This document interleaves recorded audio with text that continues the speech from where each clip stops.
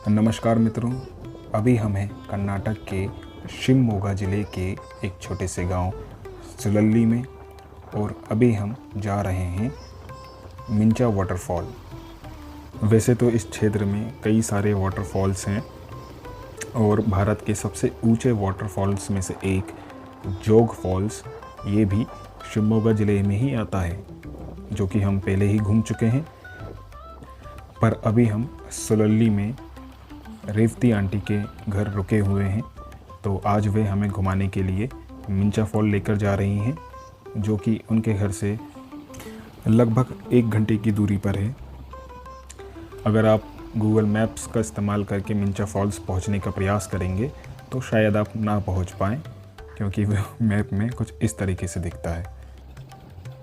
कुछ देर पक्का रास्ता चलने के बाद गांव के कच्चे रास्तों में उतरना होता है और कोई लोकल ही आपको मिंचा फॉल तक सही तरीके से गाइड कर सकता है। तो 3 बाइक्स पर हम 6 लोग मिंचा वाटरफॉल देखने के लिए निकल गए हैं और रास्ते का आनंद लेते हुए धीरे धीरे हम मिंचा फॉल की तरफ जा रहे हैं। इस क्षेत्र में जनसंख्या अभी कम है। कम आबादी होने के कारण आपको हरे भरे जंगल चारों तरफ देखने को मिल जाएंगे और यहाँ की मिट्टी लाल ही होती है, जैसा कि आप देख पा रहे हैं।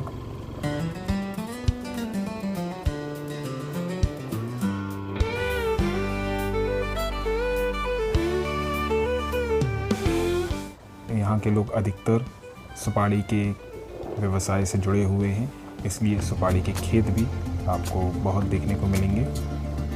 जैसे कि यह एक सुपारी का खेत है। यहाँ के पेड़ भी काफ़ी ऊंचे ऊंचे होते हैं। यहाँ घर भी आपको ज़्यादातर पुरानी डिज़ाइन के ट्रेडिशनल तरीके से बने हुए मिलेंगे।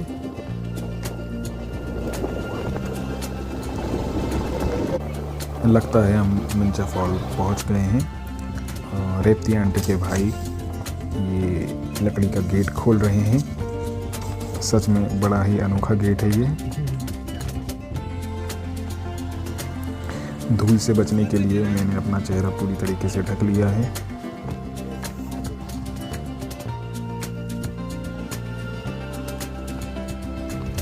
मिंचा फॉल अभी भी यहाँ से 2-3 किलोमीटर दूर है। देखिए कैसे वाटरफॉल का रास्ता किसी के घर से होते हुए जाता है।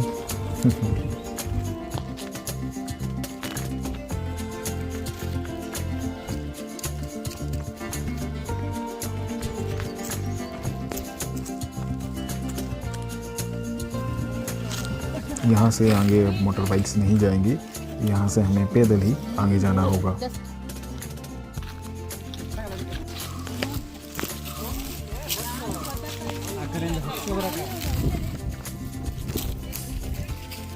हम लगभग 2 महीने से कर्नाटक में हैं और अब इन लोगों के बीच रहते रहते कुछ कन्नड़ हम समझने लग गए हैं। फ़िलहाल हम सुलल्ली में रेवती आंटी के घर रुके हुए हैं। आंटी को हिंदी नहीं आती है, तो वे हमसे कन्नड़ में ही बात करती हैं और हमें कन्नड़ कुछ शब्द समझ तो आ जाते हैं, पर हम बोल नहीं पाते हैं। पर यहाँ के लोग काफ़ी सरल हृदय के हैं और अपने मेहमानों का बड़ा ही अच्छा ख्याल रखते हैं। और यहाँ गाँव में आपको चारों तरफ हरियाली देखने को मिलेगी।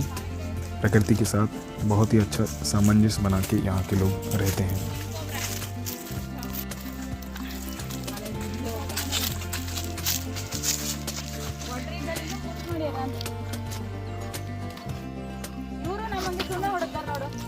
देखिए यहाँ पर कोई अपना सुपारी का नया खेत लगा रहा है। ये सब सुपारी के पेड़ हैं। देखिए बिल्कुल नारियल की तरह ऊंचे ऊंचे ये पेड़ होते हैं।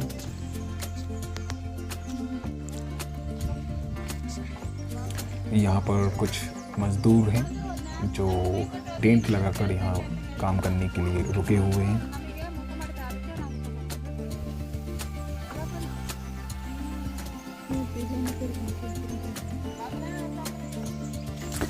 अब हम मिंचा फॉल के काफ़ी समीप पहुंच चुके हैं। लगभग यहाँ से आधा किलोमीटर दूर पर मिंचा फॉल है। ये जंगल का रास्ता है और यहाँ पास ही झरने का पानी बहता हुआ आ रहा है, ये देखें। तो इसी प्रकार यहाँ के जंगलों में ताज़ा और साफ़ पानी हमेशा उपलब्ध रहता है।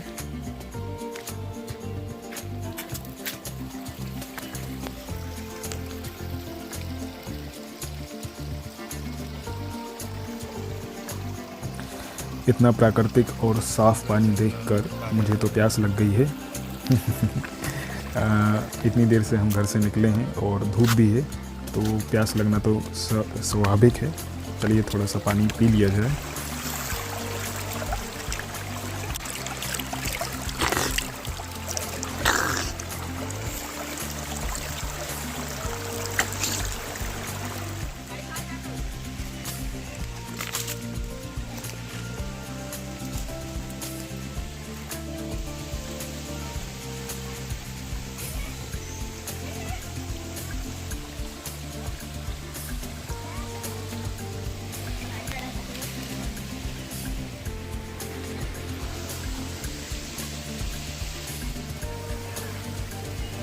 आराम से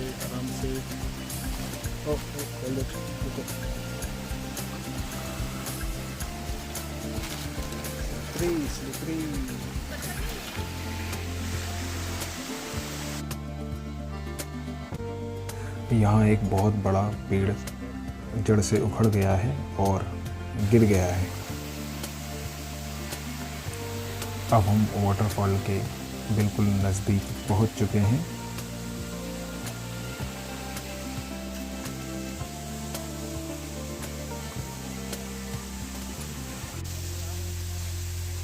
ये रहा मिंचा वाटरफॉल। हम वाटरफॉल के पास पहुंच गए हैं और आप देख सकते हैं एक लकड़ी ये वाटरफॉल के आगे फंसी हुई है, जो कि कोई पेड़ होगा टूटकर बहकर यहाँ कर फंसा हुआ है। मैं आपको झरने की आवाज़ सुनाता हूँ।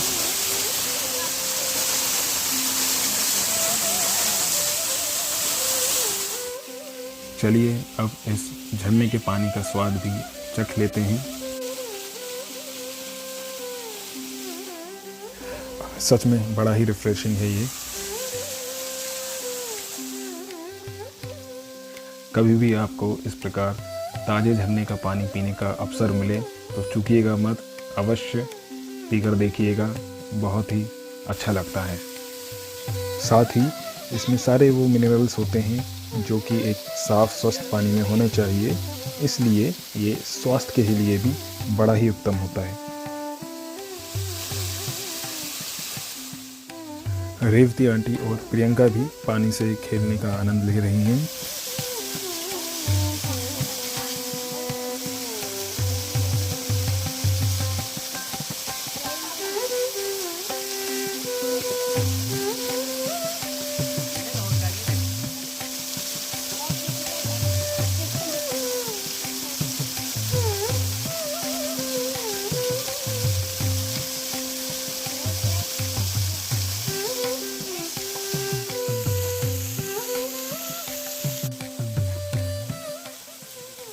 ये देखें, इस झरने के नीचे एक रंग बिरंगा इंद्रधनुष बन रहा है।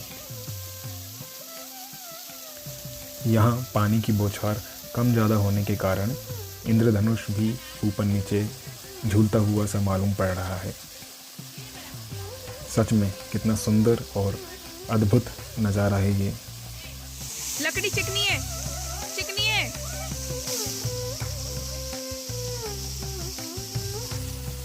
चलिए अब मैं झरने के नीचे प्राकृतिक शॉवर लेने के लिए जा रहा हूँ। पानी तेज गति से नीचे गिर रहा है और काफ़ी ठंडा भी मालूम पड़ रहा है। आपको मेरे पैरों के आसपास इंद्रधनुष दिखाई पड़ रहा होगा। वैसे तो मैंने पहले भी झरने के नीचे स्नान किया है, पर इंद्रधनुष वाले झरने के नीचे पहली बार स्नान कर रहा हूँ।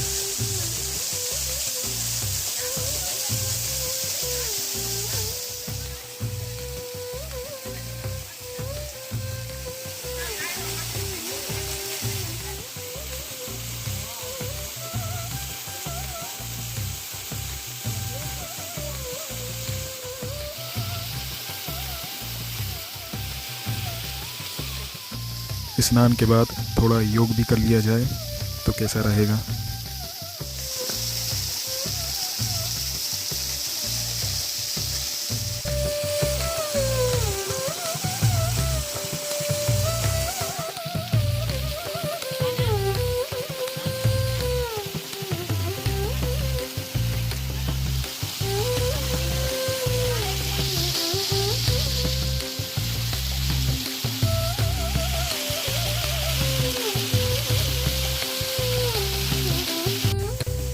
यहाँ एक पानी का कीड़ा है जो पानी पर फिसल रहा है। ध्यान दे, मैंने तैरना नहीं कहा, फिसलना कहा। पास से देखते हैं। इस कीड़े को वाटर स्ट्राइडर कहते हैं। देखें कितनी आसानी से ये पानी के ऊपर तेजी से फिसल रहा है। ये वीडियो मैंने स्लो मोशन में बनाया है। सच में प्रकृति ने हर जीव को कुछ न कुछ अनोखी क्षमताओं से परिपूर्ण किया है। किसी धर्म में भगवान के पुत्र माने जाने वाले व्यक्ति का पानी पर चलना एक चमत्कार की तरह देखा जाता है, पर इस कीड़े का पानी पर इतनी आसानी से एक जगह से दूसरी जगह फिसलना कोई चमत्कार नहीं है। ये एक बड़ी ही सामान्य सी घटना है। चलिए अब भोजन का समय हो गया है, हम भोजन करते हैं। रेवती आंटी घर से लेमन राइस और कर्ड राइस बनाकर लाई हैं और साथ में हम केले के पत्ते भी लेकर आए हैं ताकि यहाँ किसी भी प्रकार का कचरा ना हो। वैसे केले के पत्ते पर खाना स्वास्थ्य के लिए बहुत ही अच्छा होता है, क्योंकि केले के पत्ते में ऐसे एंटीबैक्टीरियल प्रॉपर्टीज़ होती हैं जो भोजन में छुपे विषाक्त पदार्थों को दूर करती हैं और स्वास्थ्य को बढ़ाती हैं।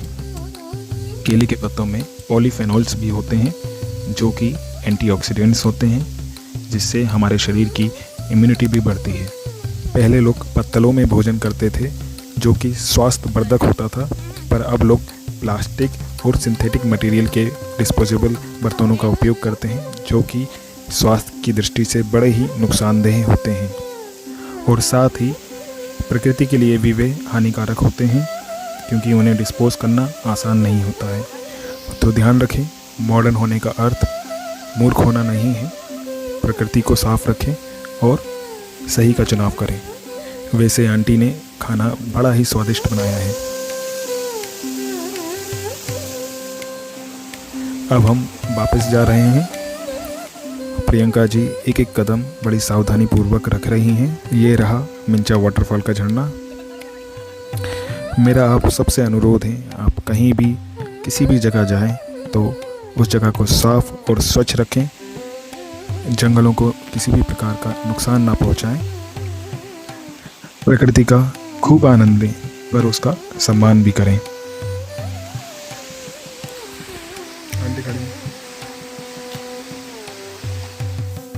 लौटते समय हम एक परिचित के घर थोड़ी देर के लिए रुके।